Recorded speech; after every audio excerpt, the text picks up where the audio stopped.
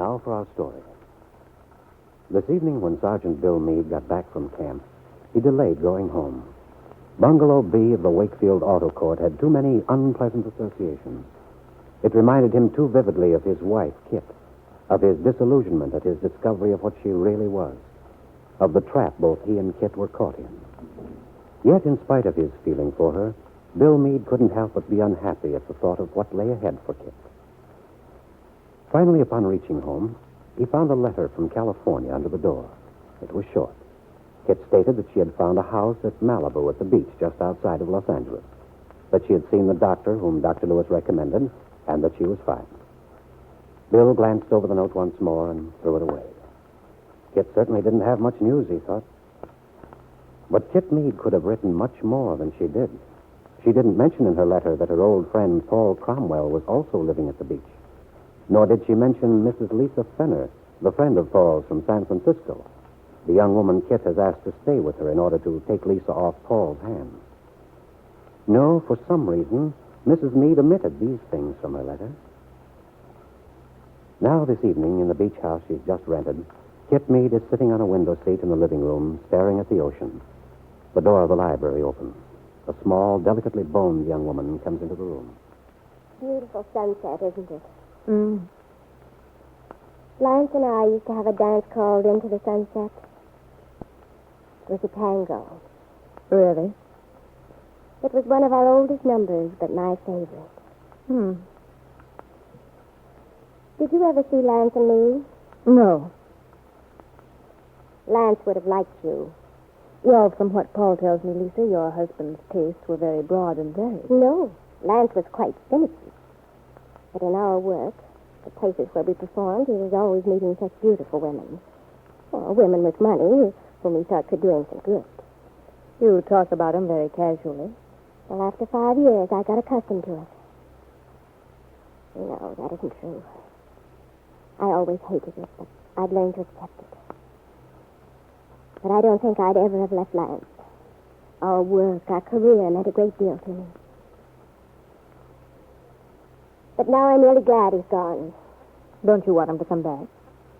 After all, it might be a little more advantageous with the baby coming. No, I never want to see him again. Well, he sounds as if he'd be a most unpleasant character. You wouldn't think so. If he were introduced to you, he'd sit at your table. He wouldn't talk much or stare at you. He wouldn't do any of those obvious things. But then he'd ask you to dance. He's such a wonderful dancer. He can make anyone dance as they've never done before.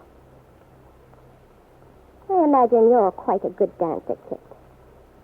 But if you danced with Lance, it would be a new sensation for you. Oh? Would it? Mm-hmm. And when the dance was over, and you went home, you'd think about him. He'd let you think about him for a day or two. Then he'd call. And so it would go. It sounds very familiar to me.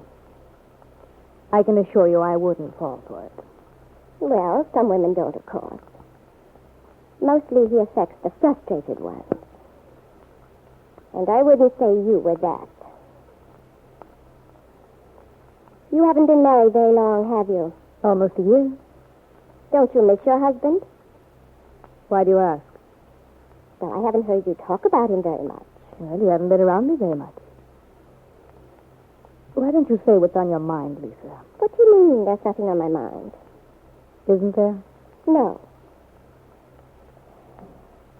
By the way, that was Paul who phoned a moment ago. I rather thought so. He said to tell you he was coming over later. Fine. Yes, I thought that would be all right with you. Lisa, you aren't very keen about living here with me, are you? I think it's very kind of you to put me up. Oh, for heaven's sake, don't sound like an orphan of the storm. Well, how would you feel if you were in my place? After all, I haven't anywhere else to go. No one to turn to but Paul. It's been wonderful to help me. He seems to think it best that I live here with you, so I have to fall in with his plans. That seems a peculiar attitude. Does it? Just what did Paul tell you? Why should he tell me anything? What is there to tell? I only wondered. And I also wondered, Kitt, why you did invite me to share this house with you. No particular reason. Really? Really. It seemed like a good idea. I have to have a place to live. I don't relish being alone.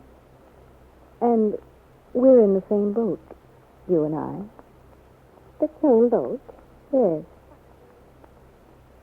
There's something you should know, Lisa. As long as we're going to be living together these next months, I think we should get a few things straight. I'd like for us to get along, but we won't as long as you feel as you do. What do you mean? You knew Paul quite well in San Francisco, didn't you? Yes, quite well. And you're very fond of him. Yes, I am. And you're a little worried about me, shall we say? You might as well admit it. It's obvious. Well, Kitt, I know how Paul talked about you. I've watched the two of you together. And I've been able to find out a few things from Max about how you knew Paul in New York. In other words, you think I've come out here to see Paul, to be near him? Well, I understand. But you're quite wrong, Lisa. I haven't come out here to see Paul Cromwell. Like you, but for different reasons. Paul is the only person I could turn to. He's an old friend. I need his moral support. You see, I've come out here to have a baby. You're going to have a child? Yes. You hadn't guessed? Why, no. No, I hadn't. Well, that's it. That's the little secret Paul and I have in common. The thing I know that's made you feel unhappy, so don't worry about any romantic attachments. There aren't any. Thank you, Kitt, for telling me this. Oh, it makes me feel very foolish. Well, I thought we should get everything straight between us. You don't know what a difference it makes to me. I understand. I think it's wonderful about the child, Kitt. Yes. But isn't your husband worried? I mean, to have you so far away. Oh, yes. He's worried. Are you going to have the baby out here? Yes. I suppose you don't understand that, do you? Frankly, no. Well, Lisa, just as you have your reasons for turning to Paul, I have my reasons for not wanting to have this child in Wakefield, my hometown. Yes, Kitt Meade has her reasons that she's so carefully guarded. But they're reasons that are now clear to the last person on earth Kitt would have know them. At this same moment, on a train going back east, Jessie Ward, secretary to Kitt's father, turns her discovery of 2 days ago over and over in her mind, like a miser with his fortune. I can't believe my luck. When I found Kitt had checked out of the hotel, had left no forwarding address. Then to have learned she'd taken that house at Malibu. That rental agent certainly told me all I needed to know. Yes, things are coming my way for a change. So Kitt is going to have a baby. No wonder she left town after Ben told her what he did about her mother's family. What if Wakefield knew about the Bowman's medical background? Knew that Kitt was going to have a child? Knew what kind of a child she might expect? Ben Calvert would do anything to keep the town from learning that. Yes. He'll do anything I ask him. And I'm going to ask him plenty. Yes, Jessie Ward, it looks as if this were your moment at last. You gave Ben Calvert years of devotion, expecting to get a reward. And instead, Ben grew tired of you. You've been waiting a long time, trying to find some way to get the whip hand over Ben.